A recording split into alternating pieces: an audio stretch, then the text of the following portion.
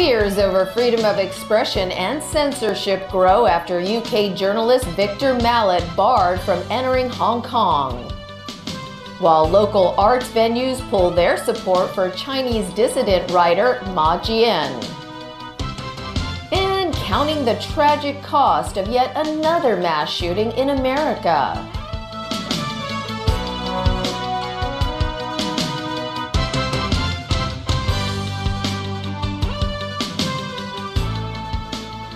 Good evening and welcome. Deepening concerns about Hong Kong's freedoms tonight after senior Financial Times journalist Victor Mallet was barred from entering the city.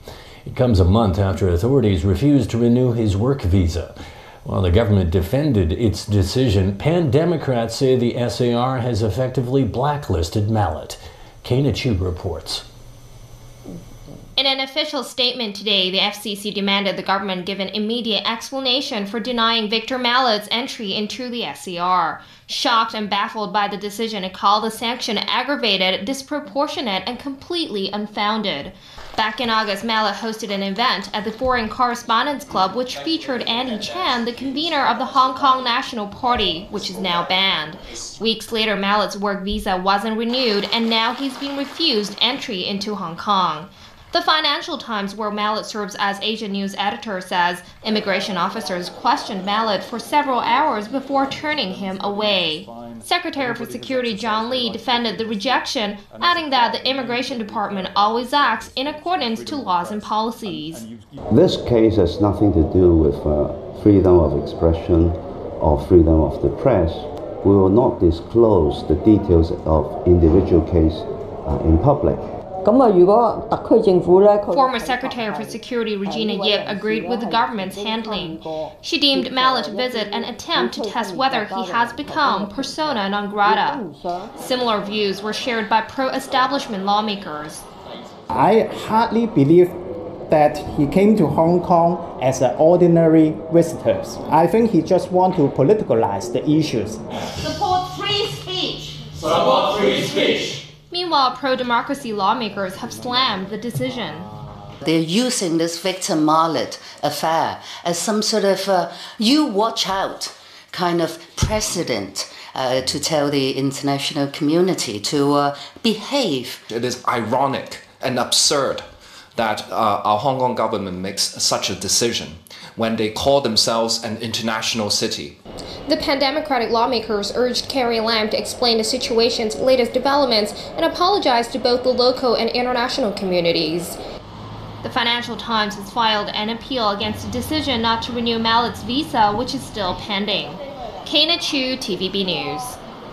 Worries about the city's freedoms and censorship are not just about Mallet. That's because a second local venue has refused to host discussions by the Chinese dissident writer Ma Jian. It comes one day after a previous venue withdrew its promise to host Ma for a literary festival this weekend. Christy Lung with that story. After Victor Mallet was denied entry, there were fears Ma Jian would be next. But after landing in Hong Kong this afternoon, Ma was allowed in. He had been invited to speak at Taikwan tomorrow as part of the International Literary Festival. Ma is recognized by a French literary magazine as one of the 50 most important writers of the 21st century. Besides a panel discussion with local authors, he was also scheduled to present his new book there. However, Taikwan suddenly put out of hosting the talks. Then, another blow as a backup venue at Nan Fung Place in Shangwan also withdrew its support.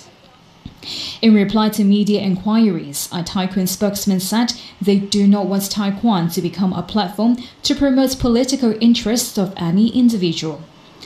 Ma responded on Twitter saying, "I wouldn't use Taikwan as a platform to promote my political interest." He also stressed that he is a novelist, not an activist, and was attending the festival to discuss his new novel, China Dream. The book is a political satire offering a critical take on the China Dream that President Xi Jinping has promised to the nation. Its English version was launched in the UK last week. However, the author said he was unable to have the Chinese language edition published in Hong Kong. The incident has inflamed concerns on the city's freedom of speech and expression. very blatant political censorship would harm Hong Kong's free speech, freedom of expression. So using political means to hammer down on the expression of any dissent in Hong Kong. Hong Kong Journalists Association says it's deeply concerned about the incident and regrets the decision by Tai Kwan. Christy Lung, TVB News. Hong Kong's largest bank, HSBC, says a number of its customers who use its e-payment app PayMe had their accounts accessed illegally. Sources say 20 accounts were affected, with some $100,000 worth of funds compromised. HSBC says the users' email accounts were hacked, which led to the unauthorized transactions. The cases have been reported to police and the Hong Kong Monetary Authority for further investigation. The HKMA will require the bank to submit a report and improve its system. The opening of the Sha Tin to Central Link may face delays until the middle of next year. This because of shoddy work and ground sinkages at stations on the link. Lawmaker Michael Tien says the MTRC shouldn't wait for construction issues at Hong Kong Station to settle before opening the railway line. He recommended operating the new line only partially. The government says it would look into that suggestion. The partial operation of a new railway line is not unprecedented. The Tseung Kwan O line, for example, only operated from Yau Tong to North Point when it first opened. Overseas now, and at least one person has been killed in the Australian city of Melbourne after a man set a car on fire before going on a stabbing spree. Police received reports at around 4:30 p.m. local time of a car explosion near the city centre. The first officers were at the scene were confronted by a man brandishing a knife and threatening them. Police shot the man in the chest when they found out from passerby that he had already stabbed 3 people. One of the victims died at the scene from stab wounds, while the other 2 were hospitalized. The suspect survived the gunshot and remains in critical condition. Authorities in the state of Victoria say the attack may not be linked to terrorism, but they are not ruling out anything at this stage. 13 people, including the gunman, have now been confirmed dead in the mass shooting at a bar in Thousand Oaks, California. 23 others were wounded. Victims included people who survived the deadliest shooting in the U.S. history in Las Vegas roughly a year ago. Alan Booknia reports. Terrified patrons hurled stools through the windows to escape, or threw their bodies protectively on friends as a Marine combat veteran shot wildly. Dressed all in black with his hood pulled up, 28-year-old Ian Long then took his own life as police converged on the Borderline Bar and Grill. And I'll never get that picture out of my head, but we dropped and we heard the gunshots out. A lot of gunshots.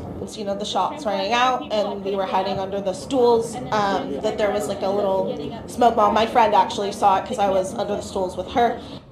This man waited all night for news of his son, who he knew was at the borderline. He was told his son was one of the victims.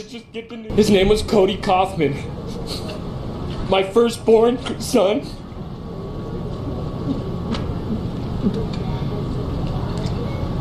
Only him and I know how much I love, how much I miss. Oh, God, this is so... Police still do not have a motive. The FBI Los Angeles Evidence Response Team is processing the crime scene here behind me, as well as the subject's vehicle and the home on Newbury Park. And we're going to pursue the leads that are developed from that evidence wherever they take us to identify any possible motivation. Of the 311 calendar days so far in 2018, this is the 307th mass shooting involving 4 or more victims in the United States. 328 people have been killed. This is America. It's got to change. This doesn't happen anywhere else on planet Earth. A procession was held for the Ventura County Sheriff's Office sergeant being hailed as a hero. Ron Helis, a 29-year veteran cop, was talking on the phone with his wife when the borderline call came in. The first officer on the scene, Hillis was killed as he tried to stop the slaughter. Alan Bookniak, TVB News. U.S. President Donald Trump has invoked extraordinary presidential national security powers to deny asylum to migrants who enter the country illegally. The measures are being enforced as caravans of Central Americans slowly approach the southern U.S. border. Jeff Tang reports. After suffering what many consider to be a defeat in the midterm elections, U.S. President Donald Trump wasted no time going back to one of his signature issues, curbing immigration. In a proclamation expected to be issued later today, Trump will use his executive powers to circumvent laws stating that anyone is eligible for asylum no matter how they enter the country. It's the same executive powers Trump used last year to ban citizens from a number of predominantly Muslim countries from entering the US. The move was hastened by caravans of Central American migrants slowly moving north on foot and are aimed at funneling asylum seekers through official border crossings. That would make it easier for immigration officials to process their applications, but many of them have been turned back as the ports of entry already have massive queues. Nearly 5,000 of them are sheltered in a sports complex in Mexico City, some 965 kilometers from the US border. Almost one-third are children and most claim they are fleeing violence. Last year, the US fielded more than 330,000 asylum claims, nearly double the number 2 years earlier, and surpassing Germany as the highest in the world. The American Civil Liberties Union slammed the government's move as illegal.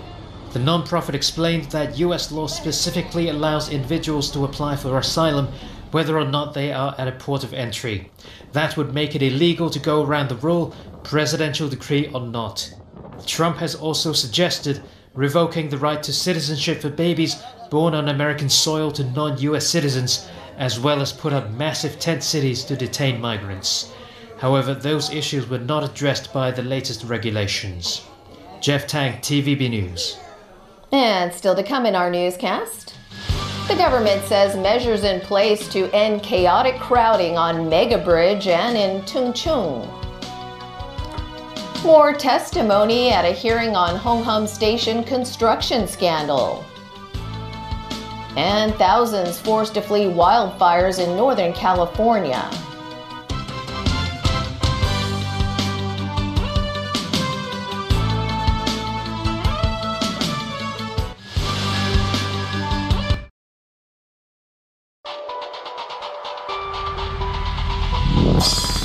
三、突破流動生活界限，開創網絡新體驗，隨時隨地精彩無間。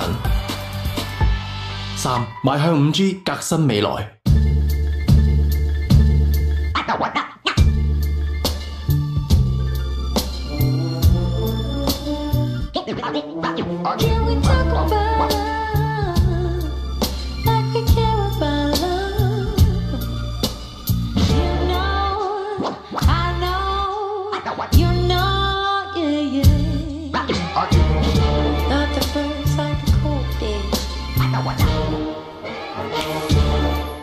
嚟3出最新手機，連第4代智能手錶，零機價送大禮，本地數據任用，2G 中港澳數據，通行國內同香港，送埋即時通訊數據，3地自由任 check。3邁向5G，革新未來。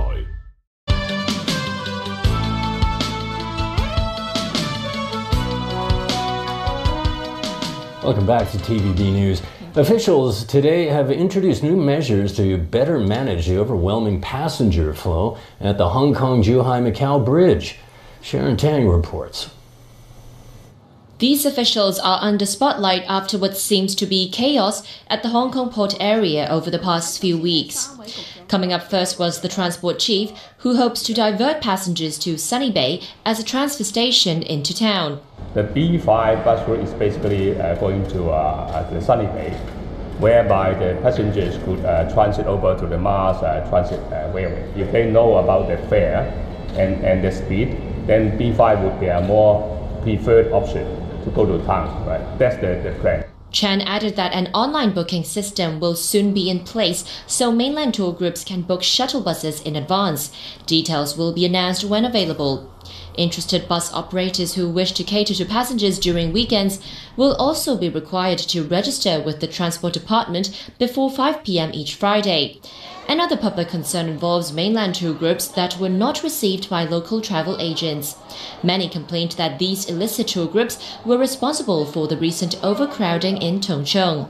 The Commerce Chief says the matter has been addressed. The provincial authority has also informed us that they have issued instructions and guidelines to all the travel agencies operating such tours coming to Hong Kong, reminding them there are rules and regulations concerning about sort of conducting, for instance, tourist guide business in Hong Kong. So we don't want them to contravene these laws. Meanwhile, Secretary for Home Affairs Lau Kong-wah stressed the government has kept in touch with residents of the Islands District. He added that the Islands District Council will hold a meeting on November 19th to review the effectiveness of the new measures. Sharon Tang, TVB News. Another Leighton employee told a panel looking into the Hong Kong station construction scandal that he also did not know about the cutting of rebars until this year. Haley Zhou reports. Testifying from Australia via video link, the former senior manager of Leighton, Kyle Rogers, defended himself against allegations from the subcontractor, China Technology. In a witness statement, China Technology's managing director Jason Poon said he had discussions with Rogers about the bar cutting in 2015. Poon said Rogers had assured him bar cutting would never happen again. However, it is a different account from Rogers. He said Poon had never told him about the bar cutting and couldn't recall any meetings or site inspections with him. Rogers added that he only knew about the bar cutting problem this June through an MTR report. He was not aware of the non-conformance report or NCR issued by Leighton to Feng Sheng in 2015 on defective steel bars. That answer though prompted the government's lawyer to question whether he fulfilled his routine duty on site. The leading counsel for the government asked how he did not know about the NCR as a superintendent. Rogers said he may not know unless it is an NCR concerning major issues that would affect the progress of the project. The lawyer then asked Rogers a hypothetical question: if he witnessed any workers cutting threaded rebars on site, would that have raised concerns? He said it should. Rogers claimed Poon's allegation was a bare-faced lie. He said Poon was only trying to antagonize him because he had put a lot of pressure on his company China Technology during the project. Haley Zhou, TVB News. Overseas again, and poor safety measures might be why 7 people died and 11 others were injured after a fire engulfed a dorm-style building in Seoul earlier today. Fire crews were called out to this housing unit after it caught fire. Officials say a blocked fire escape may have played a role in the deaths. The 35-year-old structure also did not have any sprinklers. Safety regulations stipulate they cannot be retroactively fitted to other buildings. One official said it was unclear if the building's smoke detectors were working. The facility, called Goshiwon in Korean, is a low-cost housing alternative for many people on a budget. Often manual laborers or students live in these types of places. In the northern part of California, a fast-moving wildfire has forced the evacuation of a small town. Tinder dry conditions and heavy winds are spreading the blaze, and that is also hampering rescue efforts. Our Peter Coveos is tracking that story. A tunnel of flames surrounded drivers in Paradise, California. Don't panic, everybody.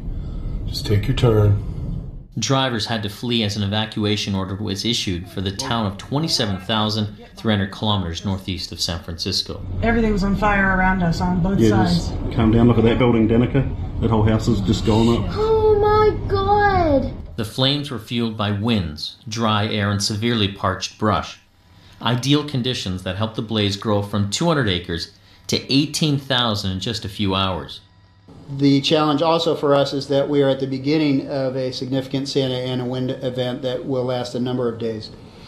Right now we have somewhere between 400 and 500 firefighters on scene, many more on request and will be coming in. Officials don't know the extent of the damage because emergency routes were blocked. I know there was a plan put in place. They used the Walgreens up in Paradise as a temporary refuge area, and why we do that is to get civilians or people that are out in the elements, meaning the fire and the smoke. We try to get them into an area that is safe, away from the fire and smoke, until that fire front pushes through. We did have fire personnel with them, and so once they deemed it safe, we were able to get them out of there. Many people were trapped in their cars and homes as thick black smoke filled the sky. Extremely hazardous, lots of smoke, dark, devastation, active burning all throughout the town. To me, I've lived up there for 18 years, and it looks like the fire came from the east and just came straight through town all the way to the west. Abandoned vehicles in the roadway where people were running and fleeing for their lives. Things could get worse. Forecasts say the dangerous weather conditions could last for days. The state's acting governors declared a state of emergency. Peter Corveos, TVB News. And that's our news. Have a great weekend, everyone. Bye for now.